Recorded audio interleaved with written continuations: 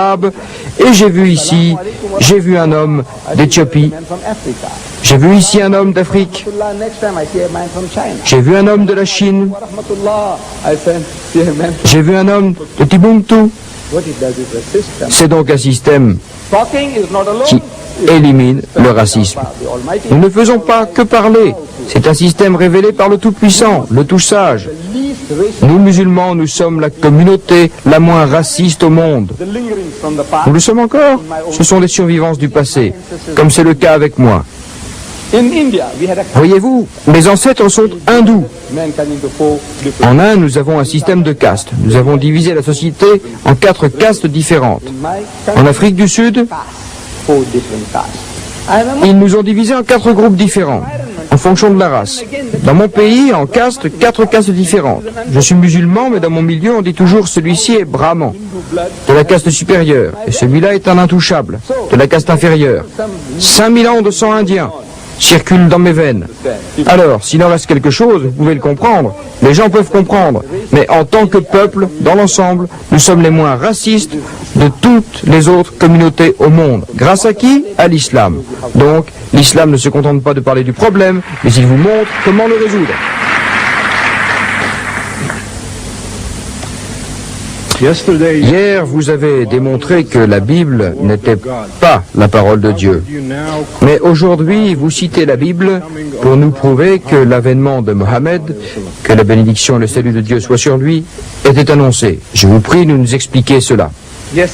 Hier, il y avait un débat et le temps de parole était réparti de manière bien définie. Initialement, c'était 50 minutes, 60 minutes, et puis 10 minutes. Chacun de nous avait 60 minutes. Et celui qui devait parler le premier avait 10 minutes à la fin, car tout avantage a un inconvénient. Ainsi, chacun a parlé 60 minutes. Dans un tel débat, vous n'avez pas le temps de tout expliquer. Alors, qu'est-ce que la Bible? Quelle sorte d'écriture est-ce la Bible d'après vous? Dans l'ensemble, nous disons qu'elle n'est pas la parole de Dieu. Et je l'ai prouvé. Selon toute raison, selon le livre lui-même, la preuve intrinsèque que Moïse n'a pas écrit les livres qui lui sont attribués, Matthieu, Marc, Luc et Jean n'ont pas écrit les livres qui leur sont attribués, non seulement ce n'est pas le livre de Dieu, mais ce n'est même pas le livre de Matthieu, Marc, Luc ou Jean. Vous parlez de 24 000 manuscrits, je lance un défi et je dis qu'il n'y en a pas 2 qui soient identiques. Ainsi, vous avez 24 000 évangiles différents. Lequel? Vous avez pris celui qui vous convenait. Vous l'avez adopté. Qui vous a autorisé? Le conseil de Nissi? Ils ont dit, nous prenons celui-ci, nous prenons celui-là et nous prenons celui-là. Tous les évangiles qui sont actuellement admis ne l'ont pas été en une seule fois. Vous avez choisi et pris ce qui vous convenait. C'est ce que vous avez fait. Et maintenant, vous dites que c'est la parole de Dieu. Et maintenant, la parole de Dieu est là, dans le livre. La parole de Dieu est dans le livre. La parole du prophète est dans le livre. La parole de l'historien est dans le livre. Et la pornographie est dans le livre. Maintenant, je dois vous expliquer tout cela. Je dis, voyez-vous, je vous donne des exemples concernant la parole de Dieu. Comme dans le livre du Deutéronome, voyez-vous, les versets que j'ai cités en arabe, la même chose se trouve dans la Bible. Il y a là une idée quasiment identique. Je leur lèverai un prophète. Je leur lèverai un prophète parmi leurs frères, comme toi. Je mettrai ma parole dans sa bouche, et il leur dira tout ce que je lui ordonne de dire. Qui est-ce, je? Dieu? Il parle à Moussa. Je leur lèverai un prophète parmi leurs frères, parmi les fils d'Ismaël. Ceci s'adresse aux fils d'Israël. Il dit parmi vos frères, comme toi, comme Moussa. Et je mettrai ma parole dans sa bouche, et il leur dira tout ce que je lui ordonne de dire. Alors moi je dis que ce je est Dieu. Vous n'avez pas besoin d'être un théologien, ou un devin, ou un prêcheur. Quiconque lirait ce texte vous dirait que ce n'est pas la parole de Dieu. Ceci n'est pas la parole de Dieu. Une autre citation extraite du livre d'Ésaïe. Comme si Dieu parlait et Dieu parle. Il dit, rappelez-vous les choses du passé. Car je suis Dieu et en dehors de moi, il n'y a pas de Dieu. Je suis Dieu et il n'y a pas d'autre Dieu comme moi. Qui parle? Ésaïe? Non. Aucun juif ne dit qu'Ésaïe prétendait être d'essence divine. On l'aurait tué s'il l'avait fait. Non. Il parle au nom de Dieu. Dieu parle par sa bouche, comme s'il était son porte-parole.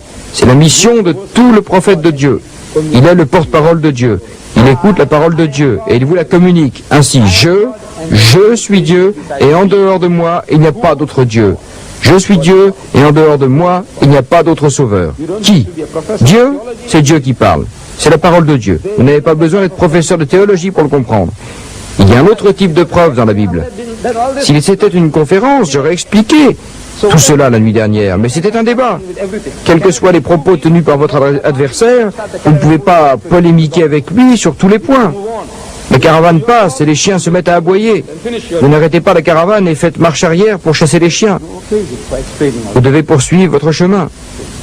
Vous devez faire votre travail et continuer jusqu'à ce que le travail soit terminé. Ce n'était pas l'occasion de vous expliquer tout cela. Voyez-vous, donc il s'agit de la parole de Dieu. Exemple, Jésus dit, vous avez appris qu'il a été dit, tu ne commettras pas d'adultère. Et moi je vous dis, quiconque regarde une femme avec convoitise a déjà dans son cœur commis l'adultère avec elle. Qui est ce je? Jésus. C'est Jésus qui parle. La parole d'un prophète de Dieu. Jésus poursuit. Il a été dit, si quelqu'un répudie sa femme, qu'il lui remette un certificat de répudiation. Et moi je vous dis, qui est ce je? Jésus. La parole d'un prophète de Dieu. Jésus dit aussi, vous avez appris qu'il a été dit, œil pour œil et dent pour dent. Et moi je vous dis, qui est ce je? Jésus. La parole d'un prophète de Dieu. Il existe donc un autre type de preuve dans la Bible. Il y a d'abord Dieu qui parle, ensuite il y a le prophète qui parle, et enfin, il y a ce que l'historien, la façon dont il parle. Dans l'évangile selon Luc, il dit, pendant il s'agit de Jésus, je mets Jésus entre parenthèses, comment il revenait à la ville de bon matin, il, Jésus, aperçut de loin un figuier avec des feuilles. Heureux, il, Jésus, s'en approcha pour cueillir des figues, mais il trouva que des feuilles car il n'était pas encore mûr. Qui raconte? Un témoin oculaire ou un témoin auriculaire? Ce n'est ni Dieu ni Jésus. Alors, voyez-vous, un autre type de preuve. Parole de Dieu, parole du prophète, parole de l'historien, et il y a aussi des preuves d'un autre genre. J'avais suggéré et j'ai perdu $100. Ceux qui étaient là s'en souviennent. J'ai perdu $100. J'ai demandé à frère Swagart de lire un certain passage du livre, de la Bible. D'abord, il a fait la sourde oreille. Peut-être qu'il n'avait pas le temps. Puis, quelqu'un de l'assistance l'y a exhorté de nouveau. Il dit, regardez, que dites-vous de ce chapitre du livre d'Ézéchiel?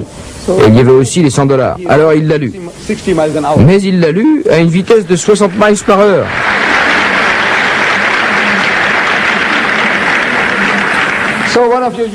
Alors, un étudiant d'université s'approche de moi et me dit, écoutez, il a lu, mais je ne savais pas. Je lui dis, c'était une plaisanterie. Je dis, écoutez, premièrement, vous êtes en position d'infériorité. Vous êtes arabe, d'un pays arabe, et vous ne connaissez pas très bien l'anglais. Deuxièmement, l'anglais qu'il a employé est un anglais archaïque, ancien, de la version du roi James. Voyez-vous, nous lui avions donné cette brochure qui est extraite de la nouvelle version internationale, une langue moderne, où on appelle un chat. Et il a lu dans la Bible archaïque. Je ne peux pas le blâmer parce qu'il utilise la version du roi James. Il l'a lu. Et vous ne connaissez pas très bien l'anglais.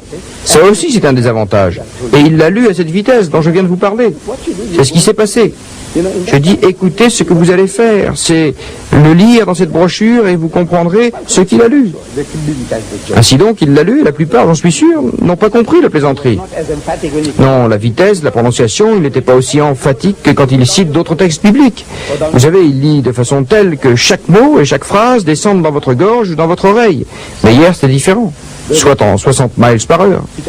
Il y a donc ce genre de texte qu'aucun homme décent, ai-je dit, n'oserait lire devant sa mère, sa sœur, sa fille, ou même devant sa fiancée, si elle était vraiment vertueuse. Maintenant, ce que vous devez faire, c'est le lire vous-même, pour savoir de quoi ça parle. Vous n'avez pas compris la plaisanterie, ce n'est pas de ma faute. Voyez-vous, si vous ne connaissez pas très bien